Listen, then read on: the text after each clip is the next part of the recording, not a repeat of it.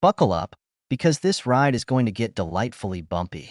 Let's dive headfirst into the swirling chaos of today's global political environment, where logic takes a backseat and virtue signaling is the fuel for the trip. Let me start with the social state. That Kafkaesque comedy of errors. What a dazzlingly inefficient and ineffective piece of theater. Designed to be the noble savior of society, it has instead become a masterclass in bureaucracy for the sake of bureaucracy. Like a perpetually leaking faucet, it drips resources into bloated administrative systems while delivering little more than a trickle to the people it claims to serve. Take public health systems, for example. They're like that old car that sputters and groans, but never quite breaks down enough for anyone to admit it's a lost cause. But wait, suggest privatization or reforms that might inject some accountability into the mix, and brace yourself for an avalanche of outrage. Clearly, advocating for efficiency is the moral equivalent of setting kittens on fire.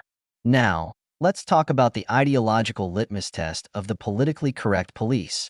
It's a beautiful system. Really, no room for debate or nuance, just a stark binary. Either you chant the approved slogans with a fanatical grin, or you're immediately branded as the villain of the piece. The term far-right has become a catch-all boogeyman, wielded with the precision of a drunk surgeon. It's no longer a descriptor of extremist views. It's the scarlet letter slapped on anyone who dares to question the official narrative. Have a nuanced opinion on immigration? Far-right fascist. Think parents should have some say in their kids' education? Clearly, you're plotting the Fourth Reich. And let's not even get started on free speech. Somewhere along the line, the idea of expressing an unpopular opinion became synonymous with hate speech. It's a bit like labeling every loud teenager in a movie theater a domestic terrorist. Wildly inaccurate but satisfying to those desperate to appear virtuous. Finally, we arrive at the piece de resistance.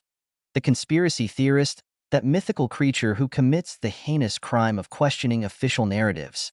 In today's world, thinking critically has become synonymous with donning a tinfoil hat. Suggests that maybe, just maybe, powerful institutions might have vested interests, and suddenly you're Alex Jones reincarnate. Never mind that history is littered with conspiracies that turned out to be fact. Gulf of Tonkin? Nah, totally legit at the time. Watergate? Just a misunderstanding. The line between skeptic and lunatic has never been blurrier, and the crowd is all too eager to shove independent thinkers over to the lunatic side for good measure. In this brave new world, the strategy is simple. Slap a label on anyone who steps out of line. Thinking for yourself? Conspiracy theorist. Criticizing inefficiency? Right-wing extremist. Asking questions? Bigot. It's easier to categorize people than to engage with their arguments, and therein lies the genius of modern political discourse. Keep the public divided, distracted, and dumbed down, all while the actual puppet masters laugh their way to the bank. So here we are.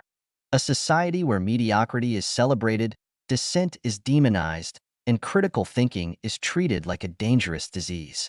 It's not Orwellian. No, Orwell imagined something far too organized for this circus. What we have is a postmodern nightmare where the clowns are running the show, and the audience is too busy tweeting about inclusivity to notice the tent is on fire. So, here's the million-dollar question. In a world where inefficiency is normalized, free thought is vilified, and labels replace logic, are we truly progressing? Or are we just polishing the chains that keep us comfortably compliant?